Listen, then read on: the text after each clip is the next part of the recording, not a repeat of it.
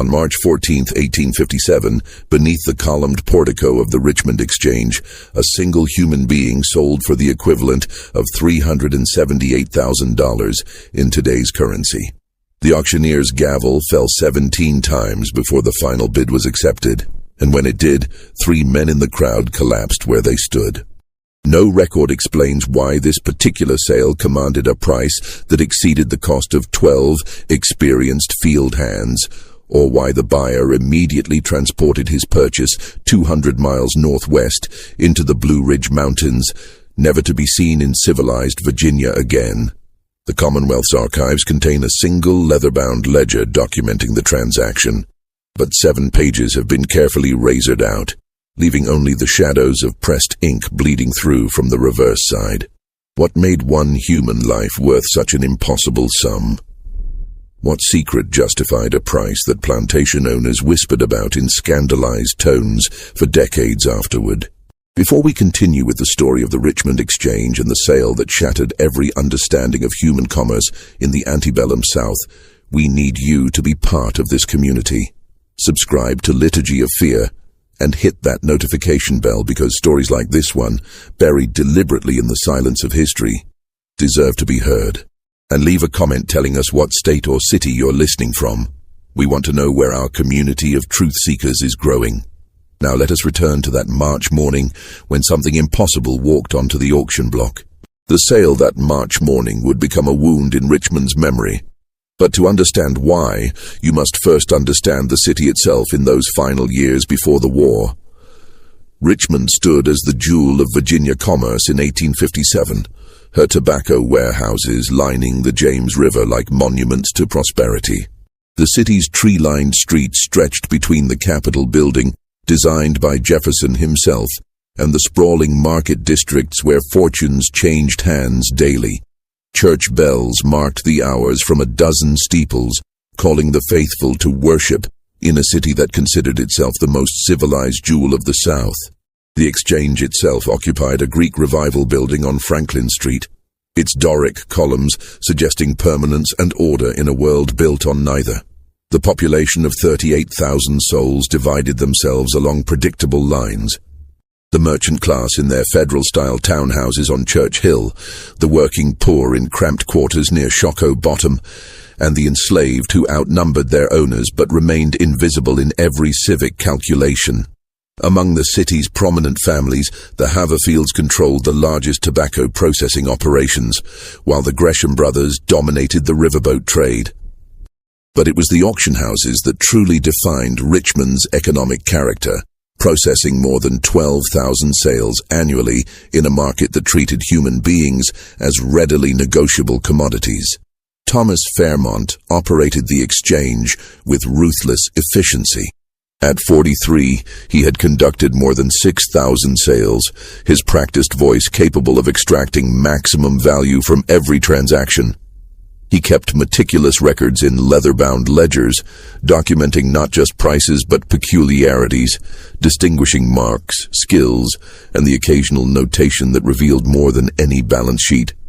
Defiant eyes, likely trouble, or reads scripture, dangerous. His office overlooked the auction floor, allowing him to observe the crowd's mood before each sale, adjusting his strategy accordingly. March 14th began unremarkably. The morning's first lots consisted of field hands from a bankrupt plantation in Goochland County, 7 men and 3 women who sold for predictable prices to predictable buyers. Fairmont moved through the transactions with mechanical precision, his voice rising and falling in the practiced cadence that signaled confidence to potential purchasers.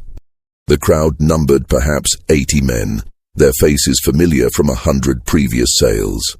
Then, at precisely 11:47 by the Exchange clock, everything changed. The crowd's murmur died when the side door opened and a figure emerged, accompanied by 2 men whose clothing marked them as having traveled considerable distance. Their boots carried mud from unpaved roads, and their coats bore the wear of rough country. But it was the third person who commanded every eye. She stood perhaps 5.5 feet tall, her posture rigidly erect despite the iron shackles connecting her wrists. Her skin bore the deep tan of outdoor labor, but her hands showed no calluses, no scars, none of the marks that typically accumulated on enslaved bodies subjected to plantation work. She wore a simple cotton dress, clean but unadorned, and her hair had been pulled back in a severe bun that revealed a face of unsettling composure. Her age appeared difficult to determine, somewhere between 25 and 35, but it was her eyes that caused the first whispers to ripple through the assembled buyers. They reflected no fear, no resignation, no emotion whatsoever. Fairmont descended from his platform, his expression betraying momentary confusion. He consulted briefly with the two escorts, examining papers they produced from worn leather cases. His lips moved silently as he read, and those closest to the exchange would later report that his face went pale, then flushed, then pale again. He looked up at the woman, then back at the documents, then up again, with an expression suggesting he had misread something fundamental about reality itself. When he returned to his platform, his voice carried an uncertainty that veteran auction-goers had never heard before. "Gentlemen, we have before us today an unusual lot. The seller wishes to remain anonymous, as is their legal right under Virginia statute. The property before you has been designated Lot 37, no name provided. Age estimated at 30 years. Origin undisclosed. No documented history of fieldwork, house service, or skilled trade." A voice called out from the crowd. "What's her value then, Fairmont? Why waste our morning?" Fairmont's jaw tightened. "The opening bid has been set at $5,000. Silence crashed over the exchange like a physical force. $5,000 exceeded the annual income of most men present. It represented the cost of a prime breeding pair, or 3 skilled blacksmiths, or enough field hands to work 50 acres of tobacco. For a single woman with no documented skills or history, the price was absurd. "That's madness," someone shouted. "You've lost your sense, Fairmont." But Thomas Fairmont did not lower the price. Instead, he did something he had never done in 20 years of conducting sales. He opened the leather folder the escorts had provided and began to read aloud. The seller provides the following attestation, sworn before a magistrate in Albemarle County on March 9th of this year. The property designated Lot 37 possesses knowledge of significant value to parties concerned with matters of agriculture, commerce, and territorial development. Said knowledge has been verified through demonstration to 3 independent witnesses whose signatures and seals appear below.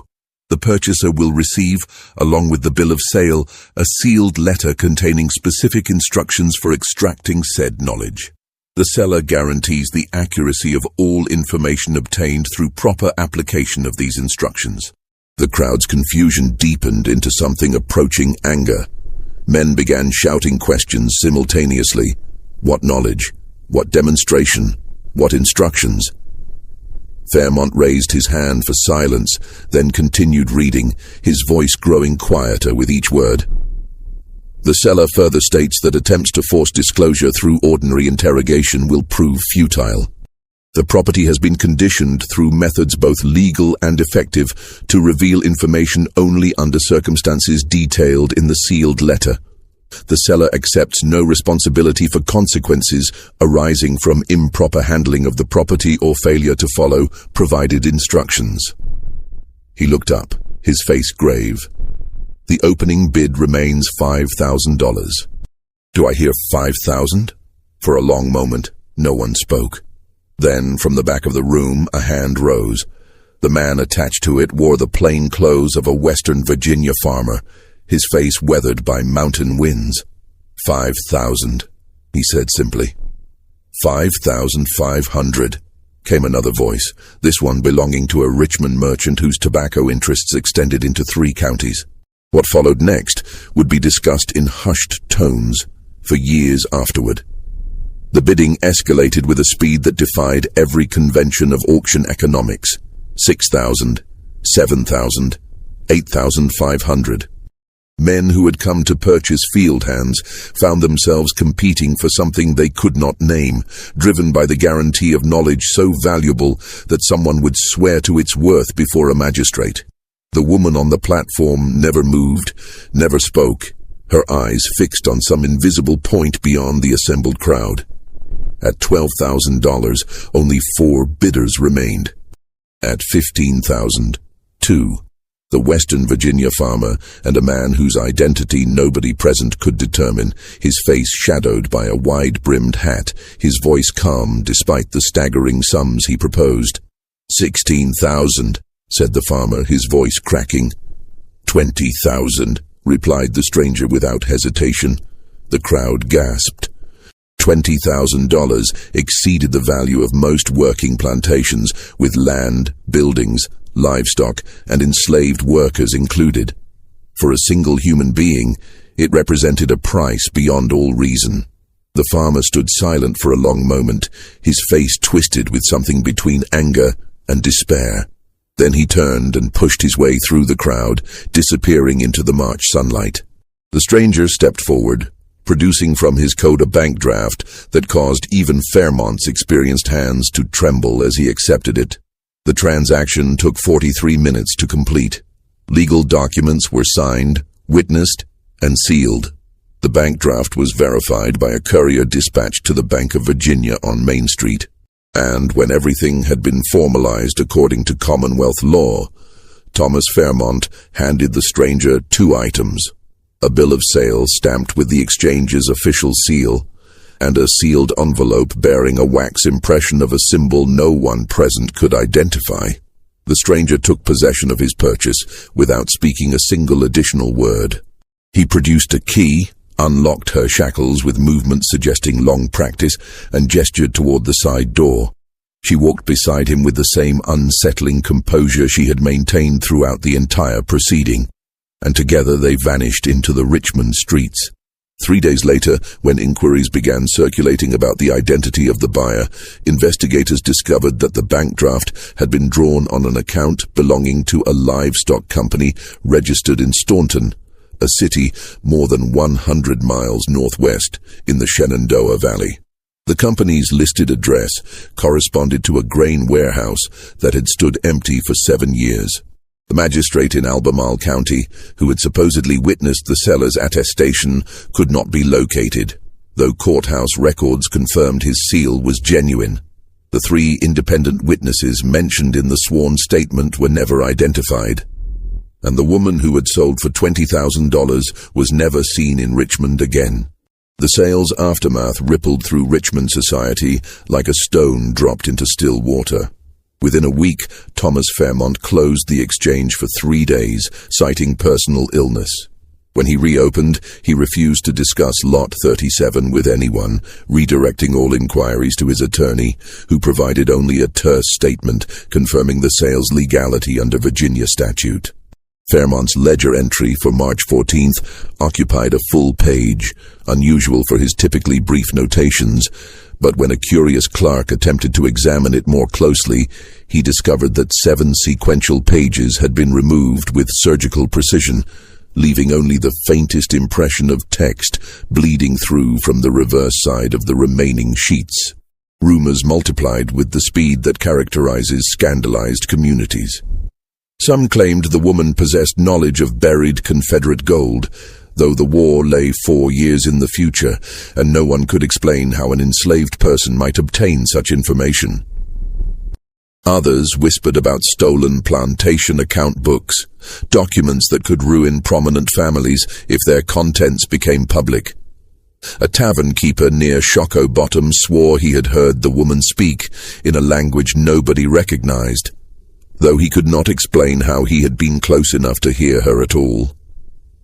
The most persistent story involved the sealed letter. According to this version, passed from merchant to merchant in hushed conversations, the instructions detailed a specific ritual involving isolation, darkness, and questions posed in a particular order. The woman would answer only if these conditions were met exactly, and her responses would reveal locations of something valuable, perhaps mineral deposits or forgotten land surveys that could alter property boundaries worth thousands of dollars. Some claimed she was a surveyor's daughter who had memorized her father's secret maps before his death. Others insisted she had worked in a cartographer's office and stolen information about Western territories before Oklahoma and Kansas had been properly mapped. But the stories that gained the most traction involved the three men who had collapsed during the auction. One, a tobacco factor named William Drucker, recovered consciousness within minutes and departed the exchange without explanation. The second, a riverboat captain called Nathaniel Cross, required assistance to reach his home on Clay Street, where he locked himself in his study and refused visitors for a week.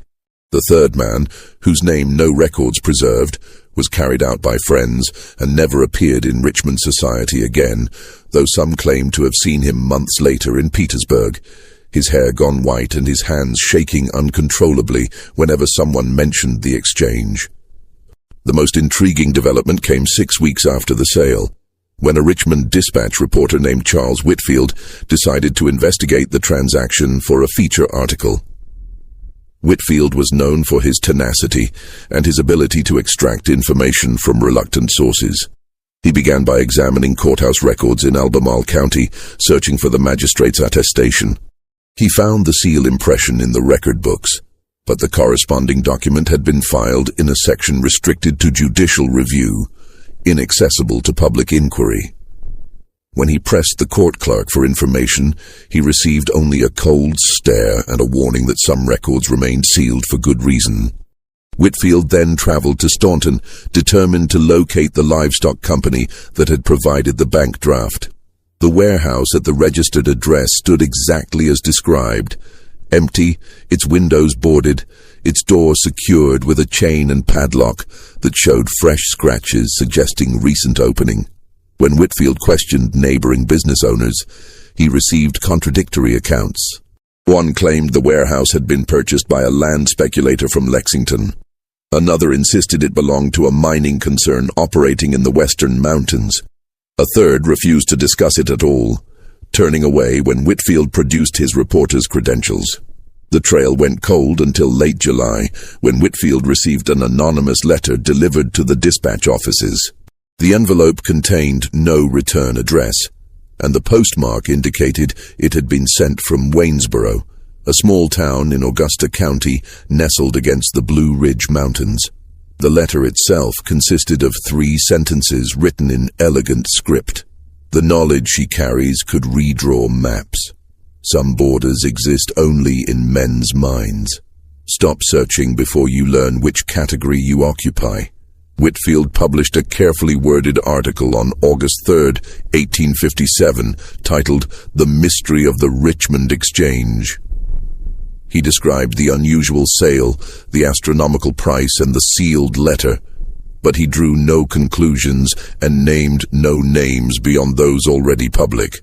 The article appeared on page 7 of the Dispatch, between advertisements for patent medicines and notices of estate sales. It generated modest local interest, but no significant response. 3 days after publication, Charles Whitfield failed to arrive at the Dispatch offices for his morning shift. His landlady reported that his room appeared undisturbed, his clothes and possessions untouched, but Whitfield himself had vanished. A police investigation produced no evidence of foul play.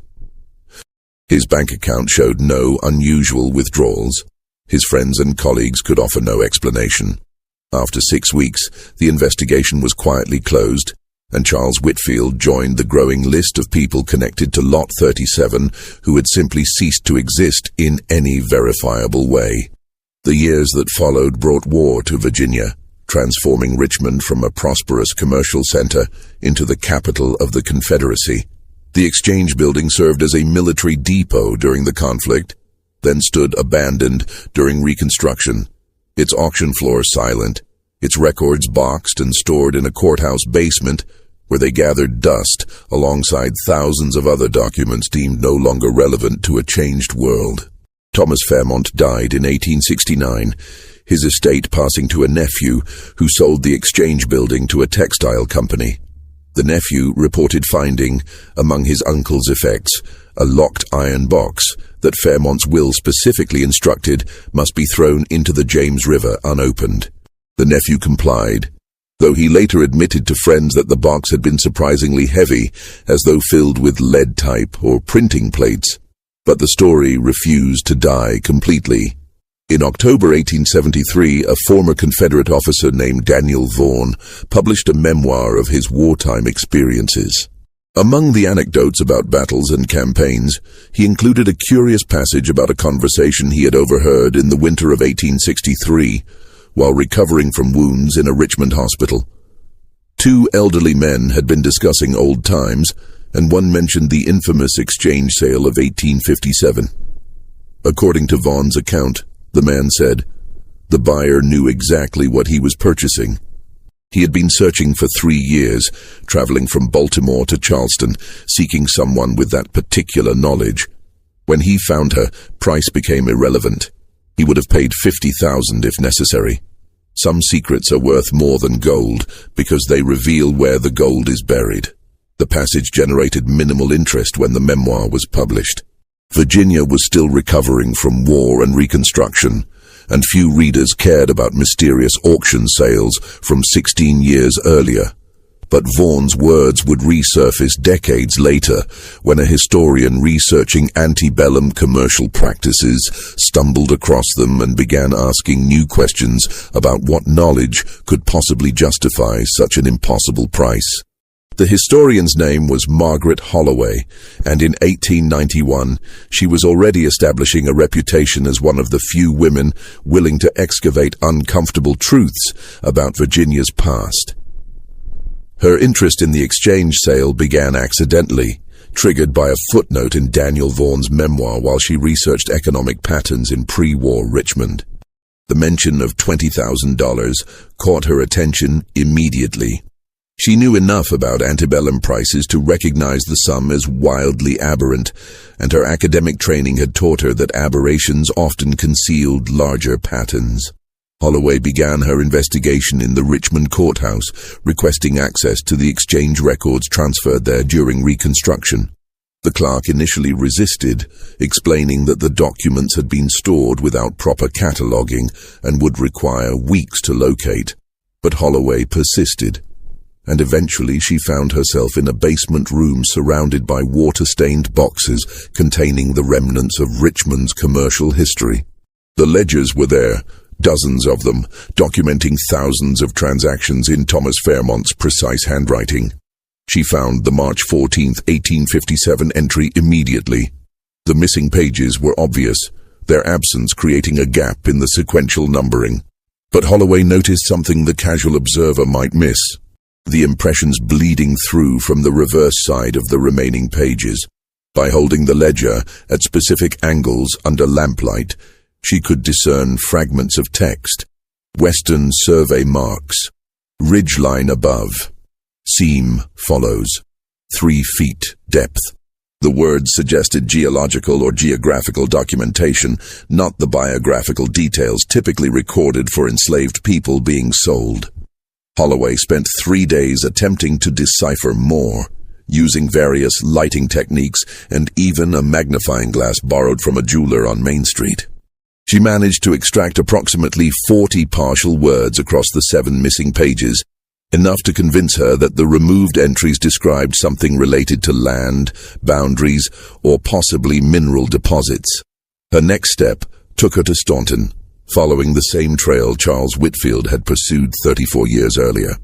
The warehouse had been demolished in 1885, replaced by a hardware store whose owner had no knowledge of previous occupants. But Holloway was more thorough than Whitfield.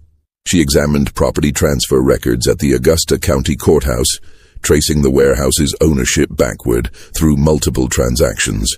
The chain of title revealed a pattern. The building had changed hands 7 times between 1857 and 1885, each transfer occurring within months of the previous one, and each new owner listing an address in a different Virginia county. The final owner before demolition was recorded as a trust administered by an attorney in Charlottesville. But when Holloway attempted to locate this attorney, she discovered he had retired in 1887 and moved to Philadelphia, leaving no forwarding address. Dead ends accumulated. Every promising lead dissolved into confusion or silence. Holloway began to suspect deliberate obfuscation, a coordinated effort to erase any trail connecting back to the original transaction. But she possessed a researcher's stubbornness, and in November 1891, she experienced a breakthrough that would reshape her entire investigation. While examining tax records in Albemarle County, searching for any properties associated with the mysterious livestock company, Holloway discovered an unusual land transfer dated April 1857, 1 month after the exchange sale. A tract of 240 acres in the Blue Ridge Mountains near a place called Swift Run Gap had been purchased by a buyer listed only as J. Marlowe, agent. The price recorded was $12,000, a substantial sum for mountain land generally considered unsuitable for cultivation. More significantly, the property's legal description included a peculiar notation: bounded on north by granite outcrop bearing survey mark 1749, on south by creek branch following limestone formation, on east by ridge line above coal seam exposure. The geological specificity caught Holloway's attention immediately. Most land descriptions of the period relied on trees, streams, and other easily identifiable markers. This description suggested someone with detailed knowledge of the property's subsurface characteristics, the kind of knowledge that would require either geological survey or first-hand mining experience. Holloway traveled to Swift Run Gap in December 1891, a difficult journey requiring 2 train connections and a final stagecoach ride into mountain country that seemed untouched by the approaching 20th century. The property described in the tax records lay 3 miles from the nearest settlement, accessible only by a narrow track that wound through dense forest. She hired a local guide named Samuel Fletcher, a man in his 60s who'd been born in these mountains and knew every hollow and ridge. Fletcher listened to Holloway's description of the property, then nodded slowly. "You mean the Marlowe place? Abandoned near 20 years now. Nobody goes there. Strange history to that land." When Holloway pressed him to elaborate, Fletcher's expression grew cautious. "My father worked a claim nearby, back in the 50s. He remembered when Marlowe arrived with a woman, built a cabin up there, kept to themselves completely. Stayed maybe 3 years, then one spring they were just gone. Cabin stood empty until it fell to ruin. But there's more to it than that." He paused, clearly uncomfortable, continuing. Holloway waited, understanding that silence often extracted confessions better than questions. During those 3 years, Marlowe hired local men periodically. Day labor, digging work mostly. "My father took one such job in 1858. Said Marlowe paid well but insisted on strange conditions. The men worked in shifts, never more than 2 at a time, and Marlowe always had the woman present during the work. She would stand nearby, sometimes pointing, sometimes speaking quietly to Marlowe, guiding where they should dig. My father said they uncovered a coal seam, quite substantial, exactly where she indicated. Later heard similar stories from other men who took Marlowe's employment. They would dig at spots she selected and always found something valuable. Iron ore deposits, limestone formations useful for building, or underground springs that could power machinery." Holloway felt her pulse quicken. "Did your father ever speak with this woman directly?" Fletcher shook his head. Marlowe never permitted conversation with her. She communicated only with him, and he relayed any necessary instructions to the workers. But my father said she had eyes like someone looking through you at something beyond. And when she pointed to where digging should occur, men had learned not to question. She was never wrong. If you're finding this story as disturbing as we are, you're exactly the kind of person who belongs in this community. Hit that like button to help others discover this mystery, and leave a comment with your thoughts about what knowledge this woman might have possessed. Was it genuine geological expertise, or something else entirely? Share your theories below. Let's continue into the mountains where this impossible secret was finally put to use. The mountains where Lot 37 had vanished held more secrets than Margaret Holloway initially imagined. Fletcher agreed to guide Holloway to the abandoned property, though he insisted they make the journey in daylight and return before dark. The December afternoon was cold and clear as they climbed the narrow track, frost crackling under their boots. The forest had reclaimed much of the clearing where the cabin once stood, but remnants remained. A stone chimney rising from collapsed timbers, a well shaft carefully covered with fitted boards, and most intriguingly, a series of excavation sites scattered across the property, each one now overgrown but still visible as depressions in the forest floor. Holloway counted 14 distinct dig sites, ranging from shallow test pits to one excavation that appeared to have descended at least 20 feet before being abandoned. At Fletcher's suggestion, they examined the well shaft first. When he lifted the covering boards, they discovered that the shaft had been sealed with clay and stones at a depth of approximately 8 feet, an unusual construction choice that suggested the well's purpose extended beyond water collection. "This is how Marlowe stored his ore samples," Fletcher explained. "Kept them cool and dry, protected from weather. My father mentioned it. Marlowe would bring up coal or iron ore from the dig sites, seal samples in canvas bags, and lower them into this shaft. Every few months he would extract them and transport them somewhere, my father never knew where." Holloway knelt beside the shaft, examining the sealed interior. The clay showed marks of repeated opening and closing, suggesting frequent access over an extended period. But what struck her most forcefully was the precision of the excavation itself. The shaft descended straight and true, its walls carefully mortared with local stone, its construction suggesting engineering knowledge far beyond typical mountain building practices. They spent 2 hours exploring the property, examining each dig site in turn. A pattern emerged.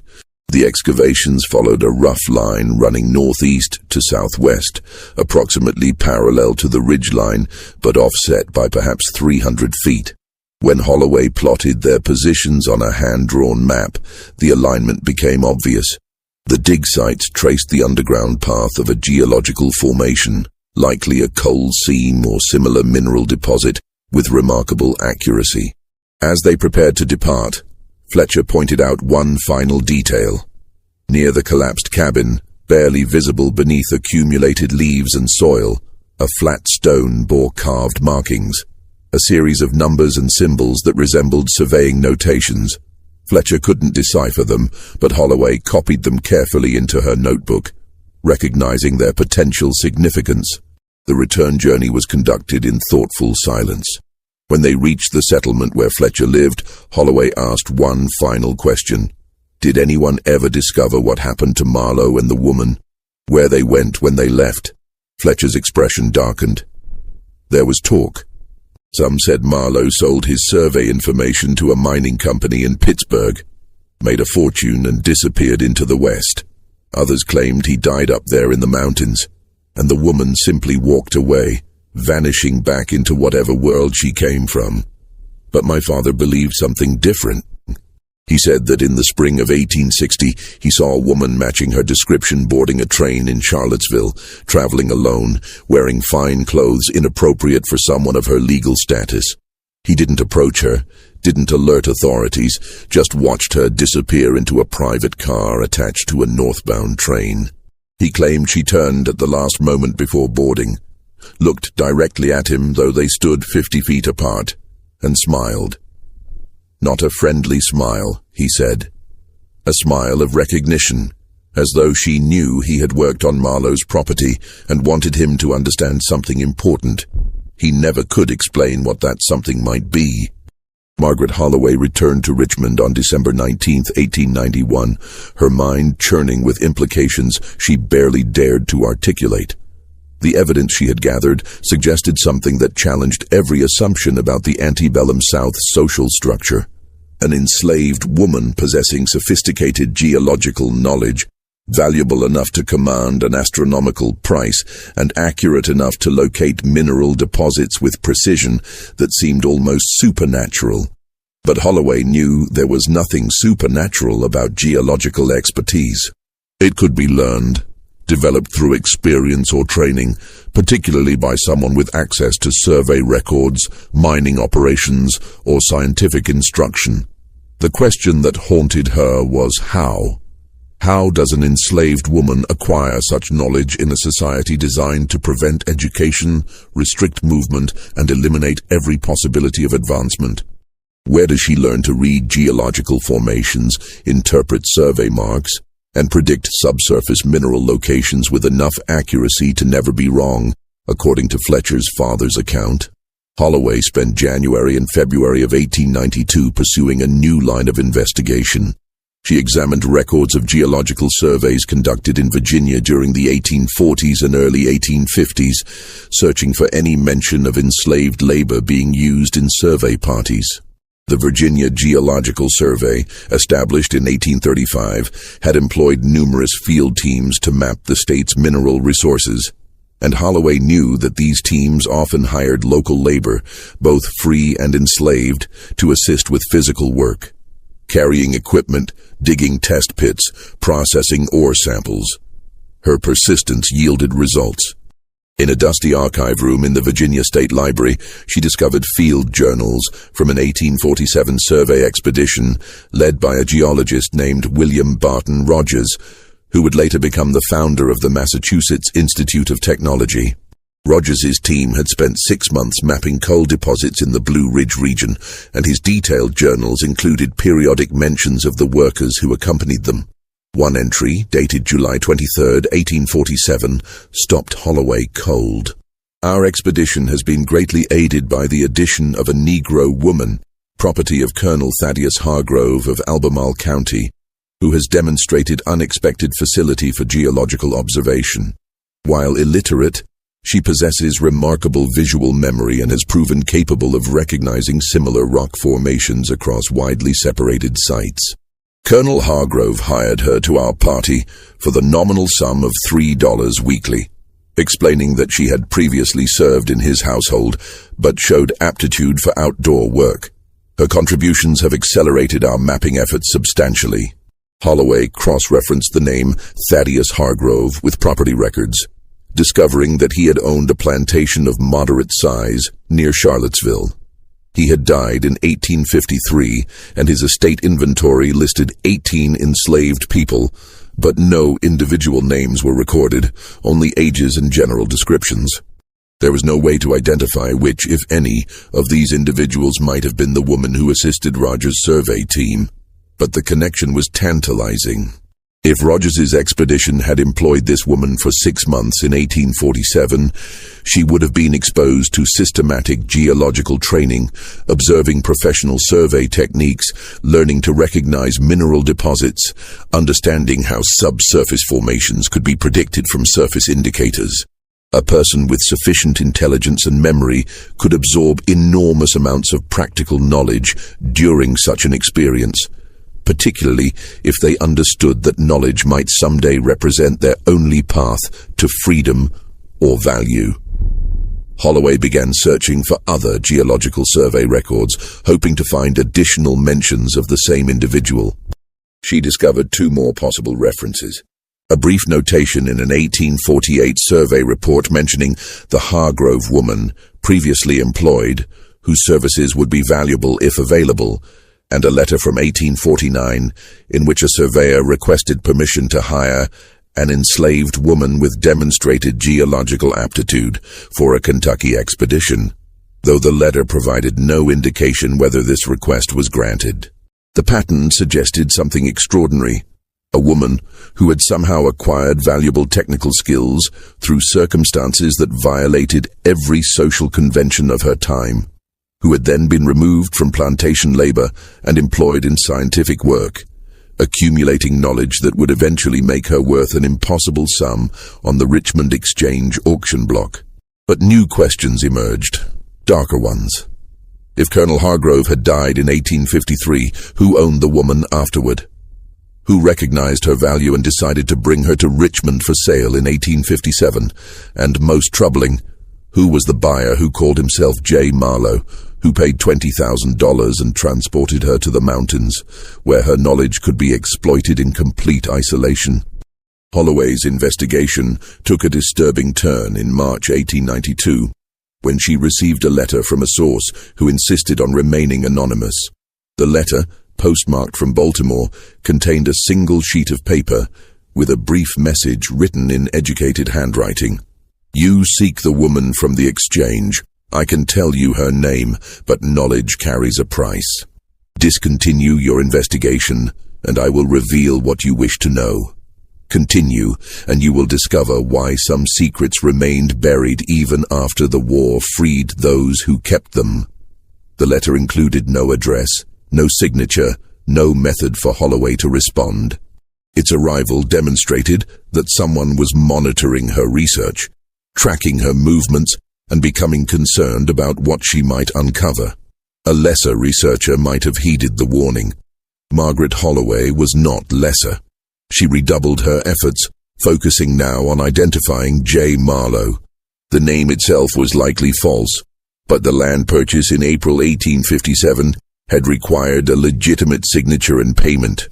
She requested records of all banking transactions in Staunton during March and April 1857, hoping to find the source of the $12,000 used to purchase the mountain property.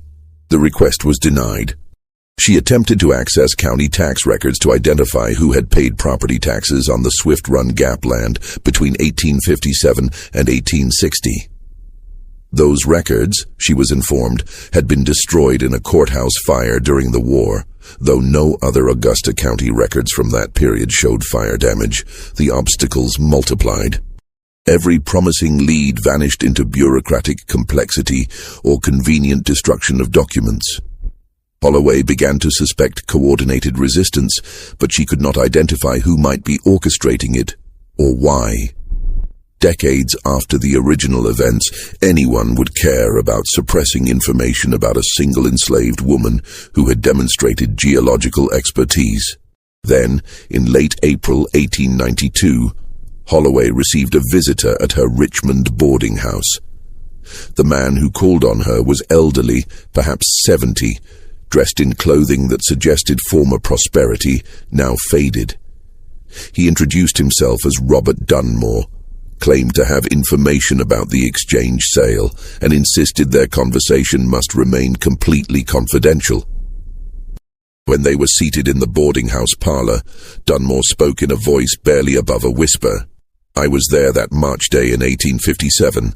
I bid on her. Went to 5,000 before dropping out. Couldn't justify higher, but I knew what she was worth because I had seen her work." Holloway leaned forward, her heart racing. "You knew her before the sale?" Dunmore nodded.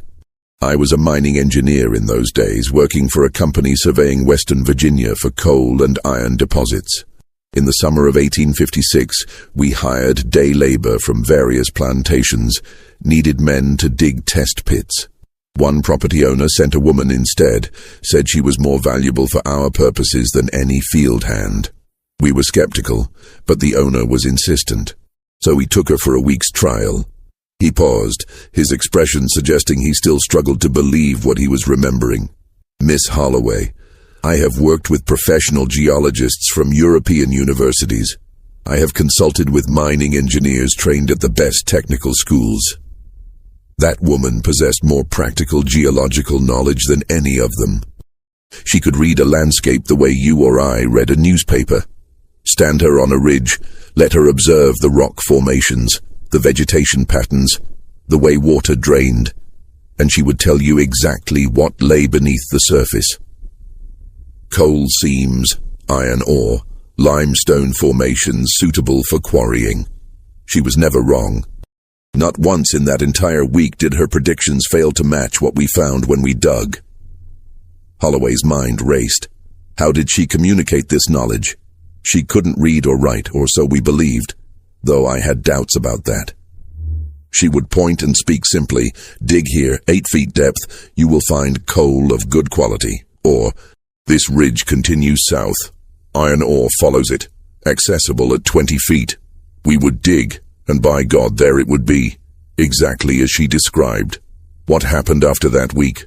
Dunmore's expression darkened. Our company wanted to hire her permanently, offered her owner substantial monthly payments. He refused. We pressed him, explained how valuable she could be, how much profit her knowledge could generate. He became angry, defensive, said we understood nothing about the situation. He ended the conversation and withdrew her from our employment immediately, but word spread among people in the mining industry. A woman with such abilities, if she could be acquired, would be worth a fortune. Several companies began making inquiries trying to identify who owned her, hoping to negotiate terms. And someone succeeded. Dunmore nodded slowly. Whoever brought her to Richmond for sale knew exactly what they possessed. That sealed letter Fairmont mentioned, the instructions for extracting knowledge, that was a performance, theater designed to drive up the price. The woman didn't need special rituals or darkness or any of that nonsense. You just had to take her to the land you wanted surveyed, let her observe and listen when she spoke. Simple as that. But by creating mystery, the seller generated competition, pushed the price to levels that made even experienced speculators lose their heads. Who was the seller? Dunmore shook his head. I never discovered that. Tried for years, got nowhere. But I can tell you about the buyer. The man who called himself Marlowe was actually James Pritchard, a land speculator from Pennsylvania. He made his fortune buying mineral rights in undeveloped territories, then selling them to mining companies at substantial profit. He had been searching for geological expertise, some method to identify valuable land before competitors did. When he heard about the woman, he became obsessed. He would have paid $50,000 if necessary. $20,000 was a bargain for what she gave him. Which was 3 years of surveying mountain properties in Virginia, Pennsylvania, and possibly Tennessee. Pritchard acquired mineral rights to dozens of tracts, all of which later proved to contain valuable coal or iron deposits. He sold those rights for amounts that made his initial $20,000 investment look trivial. Then, in 1860, he disappeared, took his fortune and vanished, just like the woman herself. Holloway asked the question that had haunted her for months. What was her name? Dunmore met her eyes. I never knew it. In that week we employed her, she never spoke her name, and her owner never provided it. She was just property after all, and property needs no name beyond what the owner chooses to assign. But I will tell you something I have told no one else in the 35 years since that March day. When the auction was concluded, when Pritchard took ownership and removed her shackles, she spoke. Just once, before they departed.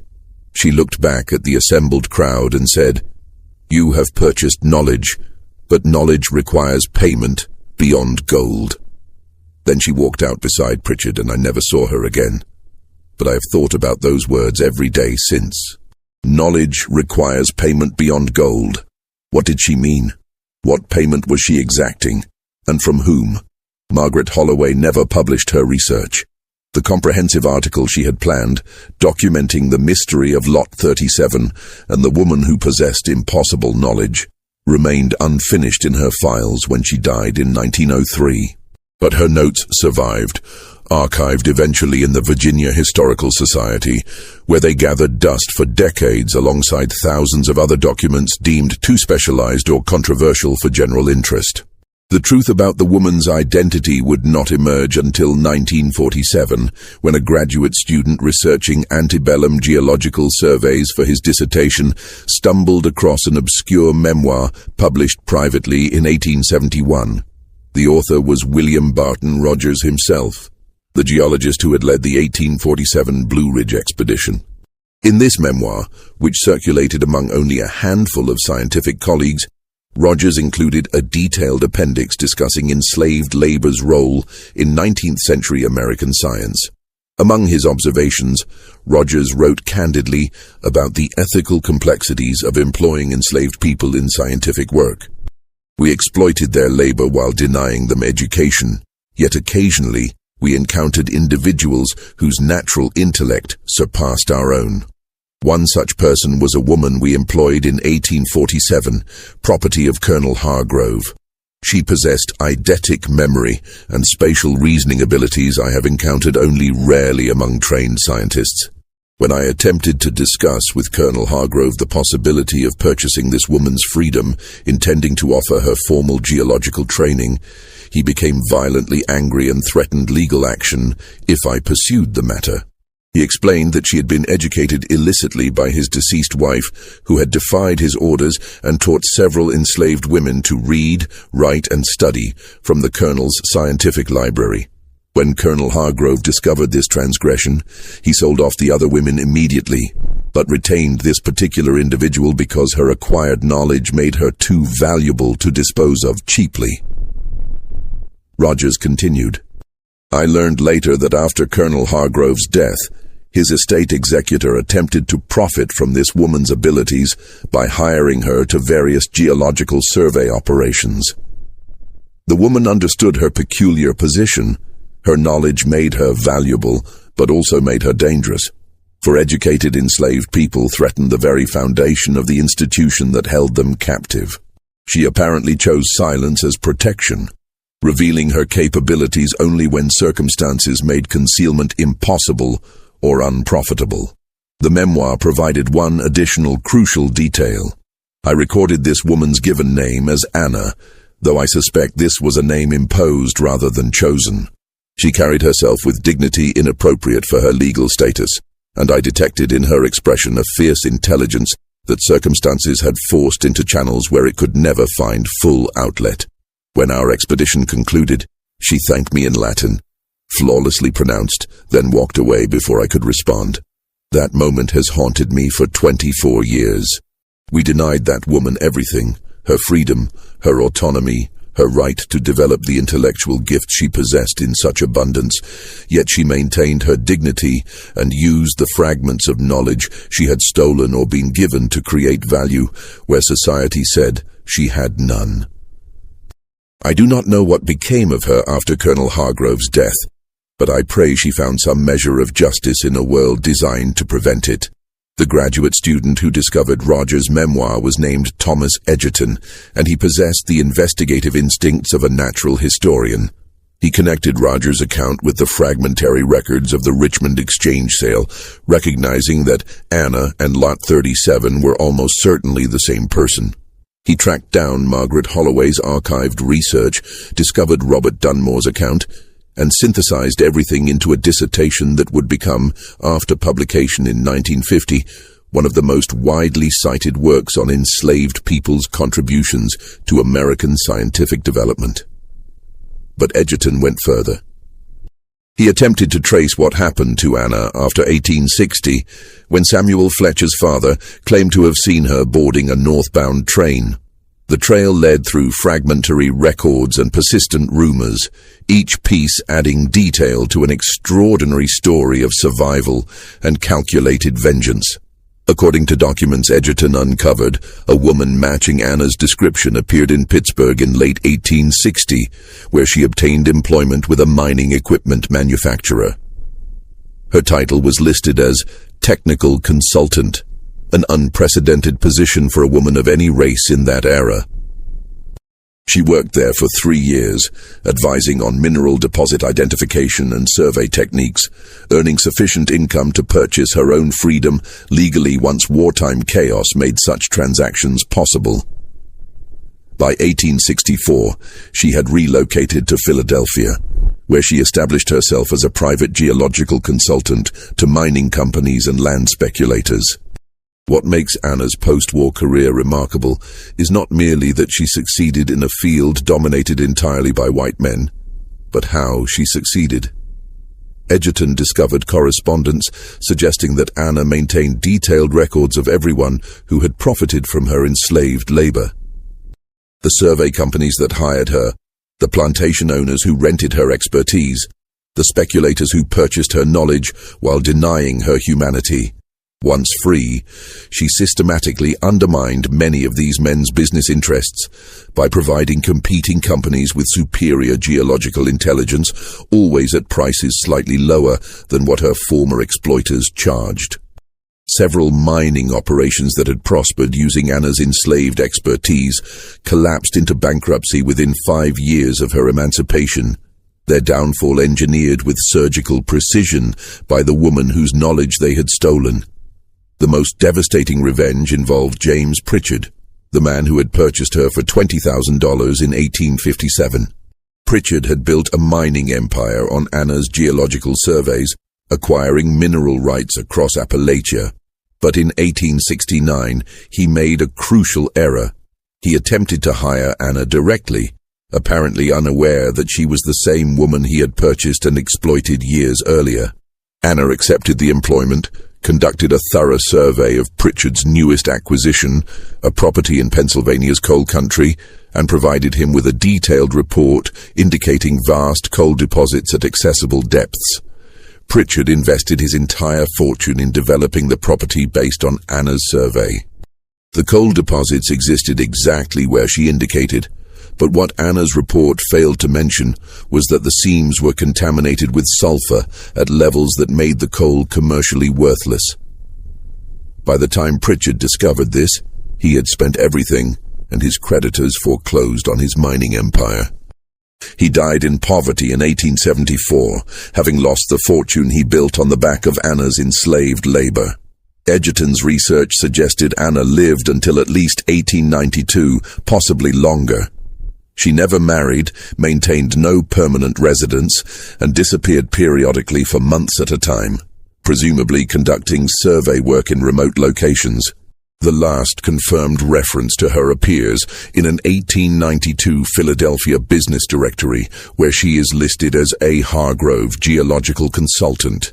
The use of her former owner's surname, a bitter irony that may have been deliberate mockery of the man who had both educated and enslaved her.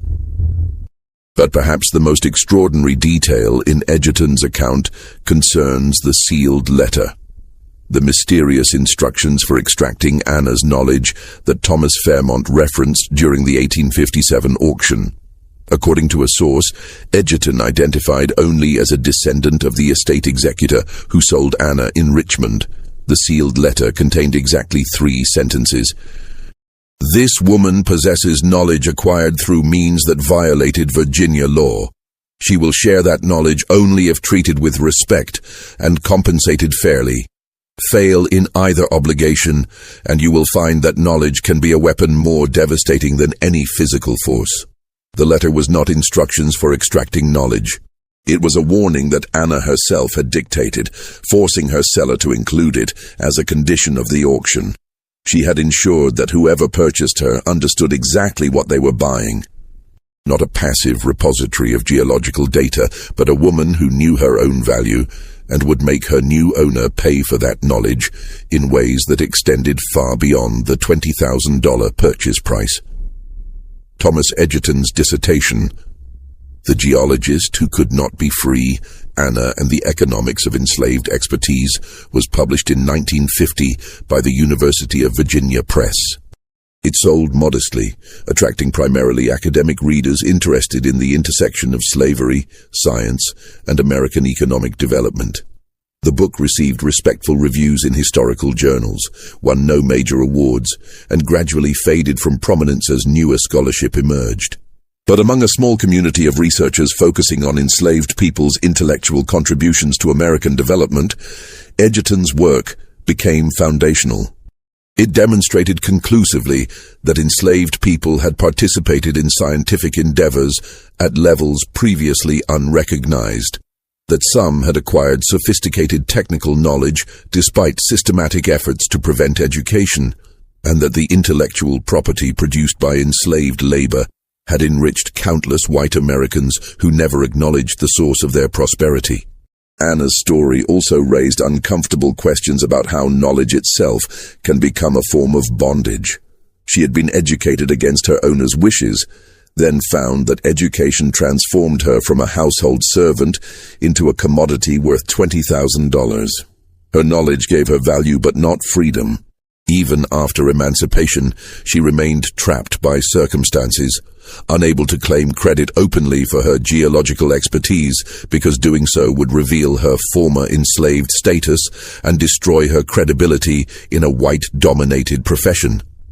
She had to operate from the shadows, using her knowledge as a weapon against those who had exploited her, because open acknowledgement would have invited either ridicule or violent suppression.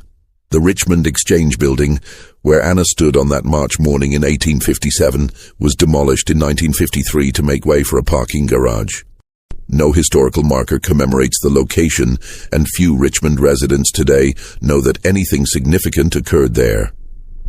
The leather-bound ledgers documenting thousands of antebellum sales, including Lot 37, remain archived in the Virginia State Library, available to researchers by appointment but rarely examined.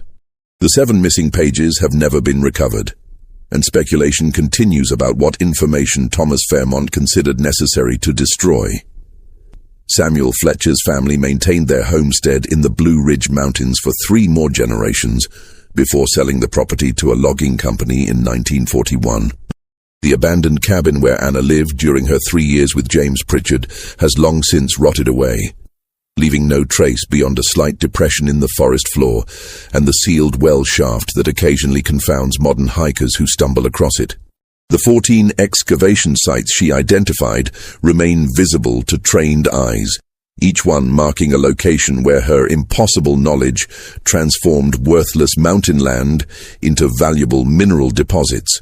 Margaret Holloway's unfinished article about the exchange sale was discovered among her papers by a niece who donated them to the Virginia Historical Society in 1904. The niece attached a note explaining that Holloway had ceased working on the project abruptly in May 1892, offering no explanation beyond a brief statement that some stories resist conclusion because their meaning continues beyond any comfortable ending. Holloway spent her final decade researching other topics, producing several well-regarded articles about Virginia commercial history, but she never again investigated anything connected to enslaved labor or the Richmond auction houses. Robert Dunmore, the mining engineer who had employed Anna briefly in 1856 and witnessed her sale the following year, died in 1901.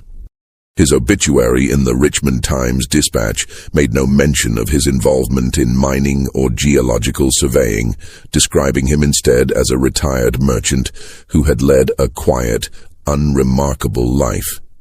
But among his effects, his children discovered a locked box containing approximately 50 pages of handwritten notes, dated between 1857 and 1900, documenting everything he remembered about Anna and the impossible knowledge she possessed. The notes included his own analysis of how she might have acquired such expertise, his theories about where she learned to read geological formations, and his growing conviction, developed over decades of reflection, that Anna's story represented something profound about American society, that intelligence and capability flourish regardless of circumstances, that knowledge cannot be permanently suppressed, and that those who exploit others' intellects without acknowledgement ultimately pay a price, whether they recognize it or not. The final entry in Dunmore's notes, dated 3 weeks before his death, contains a single question he posed but never answered. Did Anna truly possess supernatural abilities to read the earth?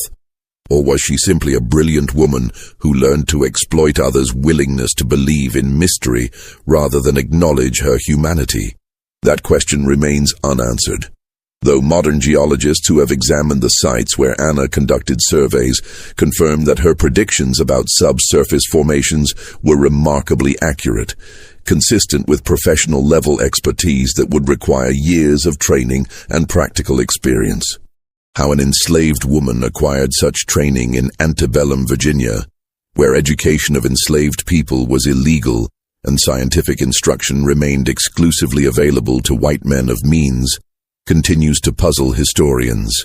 Some suggest she had access to Colonel Hargrove's library for years before he discovered his wife's transgression, absorbing geological texts and survey manuals through forbidden reading. Others propose that her work with William Barton Rogers and subsequent geological expeditions provided practical training that complemented theoretical knowledge gained elsewhere.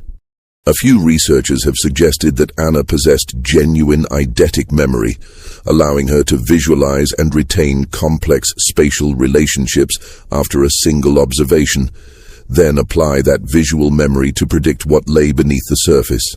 Whatever the explanation, Anna's story demonstrates that intelligence and expertise can flourish under even the most oppressive circumstances, and that knowledge, once acquired, becomes a form of power that cannot be entirely controlled by those who believe they own the person possessing it. The woman who sold for an impossible price on a March morning in Richmond understood something her buyers never grasped. Knowledge requires payment beyond gold, and the debt always comes due eventually. The sites where Anna lived and worked remain scattered across Virginia, Pennsylvania, and possibly other states, unmarked and largely forgotten. The fortunes built on her geological surveys enriched dozens of families who never knew the source of their prosperity. The mining companies that profited from her enslaved expertise are long defunct, their records lost to time or deliberately destroyed. But somewhere in those mountains, in the patterns of excavation sites and sealed well shafts, in the missing pages of auction house ledgers and the fragmentary memoirs of men who witnessed something they could barely comprehend, Anna's story persists. What do you think of this story? Do you believe Anna's knowledge was truly learned, or did she possess abilities we still cannot explain? How should we remember people like Anna, whose contributions to American development went unacknowledged for decades, whose brilliance was exploited while their humanity was denied? Leave your comment below. If you enjoyed this tale and want more stories of forgotten history, subscribe, hit the notification bell, and share with someone who loves mysteries that challenge our understanding of the past. The algorithm favors videos that get early engagement, so your like and comment in the first hour really help this story reach others who need to hear it. See you in the next video, where we will continue exploring the dark corners of American history, where the impossible and the forgotten wait to be discovered.